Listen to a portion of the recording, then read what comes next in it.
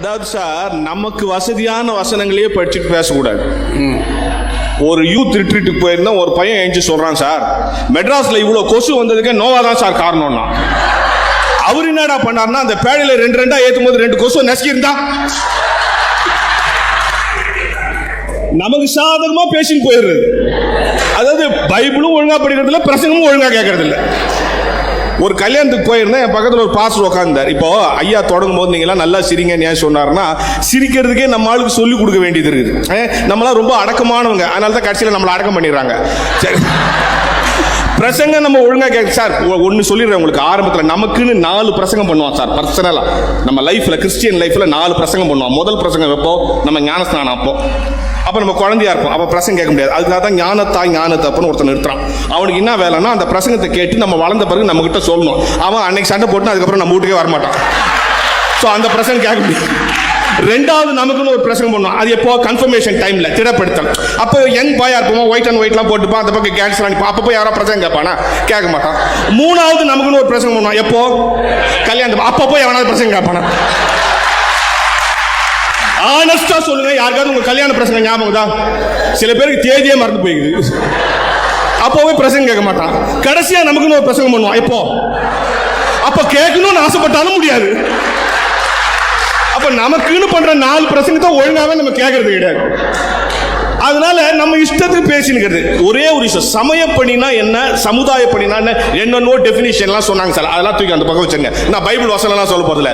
சமய பணி என்பது கடவுளை கற்பிப்பது, சமுதாய பணி என்பது கடவுளை காண்பிப்பது.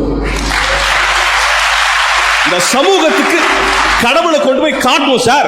நீங்க சமயப்பணி ஒரு நாள் செஞ்சு வச்சிருக்கீங்களே, அந்த சமயப்பணினால் விளைந்த விளைவுகளை நீங்க பட்டியலிடணும் தான் எங்க அணியில சொல்றோம். ஒரு சர்ச்சு பக்கத்தில் சாராய கடை இருந்துச்சு சார். போய் அந்த எம்எல்ஏ கவுன்சில் யாராருக்கோ பெட்டிஷன் கொடுத்தாங்க. ஒருத்தனும் ஒன்றும் கேட்கல. ஒன்று அந்த பாஸ்டர் சொன்னார், ஏன் நம்ம உலகத்துக்கிட்ட போகணும், நம்ம கிட்ட யார் இருக்கா? நியாயாதிபதி இருக்கார், அவர்கிட்ட ஜெபம் பண்ணுவோம். அன்னையிலேருந்து 10 நாள் பிரேயர் போட்டான். ஒரே பிரேயர் ரெக்வஸ்ட், சர்ச்சு பக்கத்தில் சாராய கடை போயிடணும். Chain prayer, fasting prayer, family என்னென்ன பிரேயர் இருக்கோ 10 பிரேயர் பண்ணான். ரகரகமா 10வது நாள் பிரேயர் முடிக்கலாம், அந்த சாராய கடை அப்படியே இடிஞ்சு விழுந்துச்சு. இதே பெண்டிகாஸ்ட் சர்ச் தான் நேரத்துக்கு அல்லேலூயான்னு கத்திருப்பாங்க எல்லாரும். நீங்க தான் அடக்கமானவங்களாட்ட கத்த மாட்டீங்க. அந்த 10வது நாள் சாராய கடை விழுந்த உடனே நேரம் அந்த சாராய கடைக்காரன் போய் கோர்ட்ல கேஸ் போட்டான். இவங்க ஜெபம் பண்ணி தான் இந்த சாராய கடை இடிஞ்சு விழுந்துச்சு. உடனே ஜட்ஜி கூப்பிட்டார் சர்ச்சுக்காரங்களுக்கு, வா வா வா, இன்னும் நீ ஜெபம் பண்ணி சாராய கடை இடிஞ்சு விழுந்துச்சாமே. உடனே நம்மளுங்க, ஐயா எங்க ஜெபத்துக்கும் அதுக்கும் சம்பந்தம் இல்லையா, நாங்க இந்த மாதிரி நிறைய ஜெபம் பண்ணுவோம், அது நடக்காதுன்னு எங்களுக்கே தெரியுங்க. எங்களுக்கு ஜெபம் பண்றதுக்கு ஒரு பாயிண்ட் வேணும், அவ்வளவுதான். மற்றபடி அது பில்டிங் வீக், அதனால விழுந்துச்சான்ட்டான். உடனே ஜட்ஜி தீர்ப்பு எழுதினார். சாராய கடை விழுந்ததற்கு கிறிஸ்தவர்களின் ஜெபம்தான் காரணம் என்று சாராய கடைக்காரனே விசுவாசித்தாலும் நம்முடைய ஜெபம் காரணம் இல்லை என்று கிறிஸ்தவர்கள் விசுவாசிப்பதால் அவர்களை விடுதலை செய்து விடுகிறேன். நீங்க சமய பணி செஞ்ச அழகு சார். ஒண்ணு நல்லா ஞாபகம் வச்சுங்க சார், ஜீவிக்கிற கடவுளை சேவிக்கிற கூட்டம். நம் கடவுள் யார்? நம் கடவுள் யார்? கடலை கடக்க வைக்கிறவர், கடல் மீது நடக்க வைக்கிறவர். கடலை கடக்க வைப்பார், கடல் மீது நடக்க வைப்பார். அந்த புரிதலை உங்கள் சமய பணி ஏற்படுத்தி இருக்கிறதா? ஒரு சர்ச்சில் ஈஸ்டர் சர்வீஸ்ல எல்லாரும் பாட்டு பாடுகிறான், இயேசு உயிர்த்தெழுந்தார் உயிர்த்தெழுந்தார் சத்தமா பாட்டு பண்றான். திடீர்னு 10 தீவிரவாதி உள்ள நுழைஞ்சான். யாரா இயேசு உயிர்த்தெழுந்தார் பாடினது? யார் பாடினது? கட்சியில் வளர்க்குறாங்க சார். நான் சும்மா இந்த பக்கம் போன பாட்டு பாடினாங்க, உள்ள வந்து உட்காந்து சார், எனக்கு அவர் உயிர்த்தெழுந்ததுக்கு சம்பந்தம் இல்லை சார்ட்டான். 2 ரூபா முடிச்ச முன்னால கேட்டான், இயேசு உயிர்த்தெழுந்தா நீ பாடினியா? அவன், சார் என்கிட்ட பாட்டு புக் கூட இல்லை, அவங்க தான் பாடுறாங்க, நான் சும்மா கைத்தேன், மற்றபடி அவர் உயிர்த்தெழுந்ததுக்கு நமக்கு சம்பந்தம் இல்லைன்ட்டான். முதல் ரோல பார்த்துக்கிட்டேன், இயேசு உயிர்த்தெழுந்தா நீ பாடினியா? அவன், சார் நான் கமிட்டி மெம்பர், உண்டியல் எடுக்கணும் அதனால உட்காந்துக்கிறேன், மற்றபடி நமக்கு எதுக்கு தெரியாதுன்ட்டான். சரி கொயர் மாஸ்டர் பார்த்துக்கிட்டேன், இயேசு உயிர்த்தெழுந்தா நீ பாடினியா? அவன் வேற இந்த பாட்டை பாட சொல்லி கொயர் மாஸ்டர் சொல்லி கொடுத்தாரு. ஏதாவது கேட்கறதுன்னா அவரு கேள்வி, என்கிட்ட இந்த வாயிலாம் கேட்கற வேலை வச்சுக்கோங்க. நேரா பாஸ்டர்ட்ட போனா, இயேசு உயிர்த்தெழுந்தா நீ பாடினியா? அவரு, சார் பிஷப் இந்த பாட்டை பாட சொல்லி சர்க்கிள் அமைச்சுக்கிறார் சார், அதனால பாட, மற்றபடி அவர் பாடுறதுக்கு எங்களுக்கு சம்பந்தம் இல்லை. அப்ப இயேசு உயிர்த்தெழுந்தார் யார் பாடினது? ஒரு சின்ன சண்டே ஸ்கூல்ல வந்து, அண்ணே நான் தான் பாடினேன்.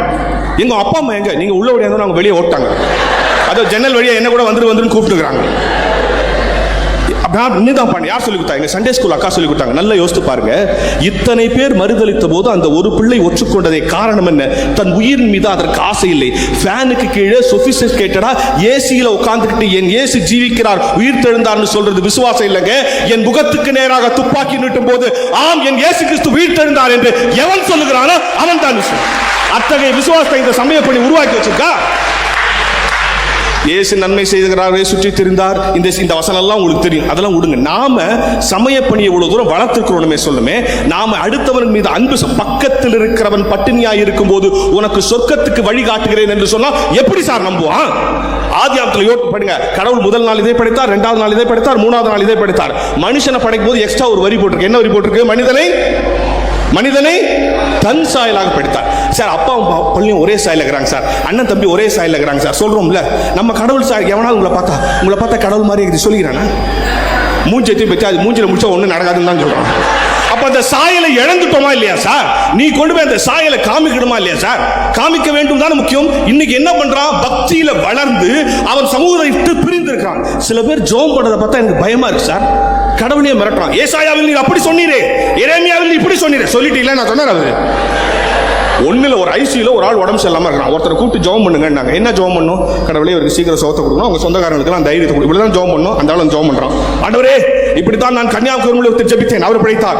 நாகர்கோவில் அவர் பிழைத்தார். மதுரை, திருச்சி, விழுப்புரம், உளுதார்பேட்டை, விருதாச்சலம், மெட்ராஸ் வந்து திறந்து பார்த்தா அந்த செத்து போயிட்டான். பக்கத்தில் இருக்கிற கேட்டான், எப்போ போச்சு? நீ விருதாச்சலத்துல உளுந்தூர்பேட்டை வந்து அப்பயே போயிட்டு இருப்பாங்க. என்ன விளையாட்டு நீங்க சமயப்படி செஞ்சு கிழிச்சிருக்கீங்க? கிறிஸ்டியன் லைஃப் சிலபஸ்ங்கிறது 3 தான் சார். கிறிஸ்டியன் லைஃப் சிலபஸ்ங்கிறது 3 தான். ஒன்னு, கடவுளை கற்றுக்கொள்ளுகிற பருவம் சண்டே ஸ்கூல், கடவுளை பின்பற்றுகிற பருவம் யூத், கடவுளை பிரதிபலிக்கிற பருவம் ஃபைனல். கற்றுக்கொள்ளாதவனால் பின்பற்ற முடியாது, பின்பற்றாதவனால் பிரதிபலிக்க முடியாது, பிரதிபலிக்க முடியாதனால் பரலோகத்தில் பிரவேசிக்க முடியாது. அவ்வளவுதான். இதுக்கு மேல என்ன வேணும்? நீங்க நல்லா யோசித்து பாருங்கள். இங்க இருக்கிற எல்லாரும் சொல்றாங்க எல்லா நேரங்களிலும். இப்போ யார் கிறிஸ்டியன்? நீங்க எல்லாம் கிறிஸ்தவங்க. எப்படி கிறிஸ்தவங்க? இங்க உட்கார்ந்து இருக்கோம், இங்க சர்ச்சில் மெம்பரா இருக்கோம், எல்லாம் கிறிஸ்தவங்க. Right, okay, right. யார் கிறிஸ்தவன்? 3 ஃபார்முலா தான் இருக்கு. One who believe Christ, they are all Christians. இப்போ நம்ம இந்த சர்ச்சில் மற்ற நாள்ல எல்லாம் யாரோ ஒரு இந்து வந்து முழுகு தீர்த்துனா அவன் கூட கிறிஸ்தவன் தான். ஏன்னா ஏசாமி அவன் நம்புறான். One who believe Christ, they are all Christians. One who belongs Christ, they are also Christians. நம்ம வீட்ல கல்யாணம் நடந்தாலும் எது நடந்தாலும் எப்படி நடக்கும்? கிறிஸ்தவ முறைப்படி நடக்கும். We are belong Christ, we are also Christian. இது ரெண்டு இல்லைங்க. One who behave like Christ, they are Christians. இப்ப என்ன ஆயிடுச்சுன்னா, அதான் சொல்றேன், அங்க போய் வர்றவங்க இல்ல, அவங்க சாதகத்துக்குமான வசங்க. ஒரு கல்யாணத்துக்கு பேச போயிருந்தோம் சார். என் பக்கத்தில் ஒருத்தர் உட்கார்ந்தாரு. சார், பொதுவாக கல்யாணத்துல நான் பேச மாட்டேன், ஏன்னா கல்யாணத்துல பேசினா எவனும் கேட்க மாட்டான். இல்ல, இந்த லைட் ஆள்னு ஒரு ஆள் இருக்கு, அந்த அங்கே பேச ஆரம்பிச்சுட்டேன். ஒருத்தன் கொஞ்சம் தள்ளுங்க இந்த ஓரம் கொண்டு வந்துட்டான். பேசிட்டு போய் மொழிட்டு அப்புறம் ஒரு அம்மா தடைசா வந்து என்கிட்ட சொல்லுது, தம்பி பேசணும்னா அந்த ரூம்ல யாரும் இல்லை, அங்கே போய் பேசிட்டு ஏன் சந்தோஷத்துக்கு பேசுற மாதிரி. அப்போ பக்கத்தில் ஒரு ஆள் உட்காந்து அவன் சொன்னா, சார் பைபிள்ல கல்யாணம்ங்கிற சொல் லேட்டாக தானே வந்துச்சு. உடனே எனக்கு தமிழ் ஆசிரியராக ஒன்று, ஆமாங்க கல்யாணம்ங்கிற சொல் 10ஆம் நூற்றாண்டுல தான் வந்துச்சு, அதுக்கு முன்னால கல்யாணம்ங்கிற சொல் இல்லை, அதுக்கு மன்றல்ங்கிற சொல்லு தான் இருந்துச்சு. ஓ அப்படியா? அப்புறம் அவன் சொன்னான், இல்லைங்க விவாகம்னு ஒரு சொல் இருக்கு. ஆமாங்க விவாகம்னு ஒரு சொல் இருக்கு. அந்த சொல் எப்படி வந்துச்சு தெரியுமா? எனக்கு ஆசையாச்சு. சரி, நோ புதுசா மேட்டர் சொல்ல போறான் பொழுது சொல்லுங்க எப்படி வந்துச்சுன்னா, விவாகம், விழா எலும்பிலிருந்து எடுப்பவளே, அதனால வி. என்னோட வா, எப்படி வா? கம்முன்னு வா. நான் 2 அடி தள்ளி உட்காந்துட்டேன். இந்த ஆத்மத்தில் உட்காந்து நம்ம கேட்டுருவோம். அது மாதிரி வசனங்களை நமக்கு வசதியாக வளைத்துக் கொள்ளக்கூடாது. இந்த திருச்சபையிலே நீங்க உள்ள வருகிறேன் என்று சொன்னால் வெளியே போகிற சார், நான் கேட்கிறேன், ஒவ்வொரு ஞாயிற்றுக்கிழமையும் சர்ச்சு முடிஞ்சு போகும்போது வாசல் உட்காந்து யார் உட்காந்துப்பா? சர்ச் வாசல், எல்லா சர்ச் வாசலும் ஞாயிற்றுக்கிழமை சர்வீஸ் முடிஞ்சா வாசல் யார் உட்காந்துப்பா? யாரு உள்ள உட்காந்துக்கிற? நீங்களாம் யாரு?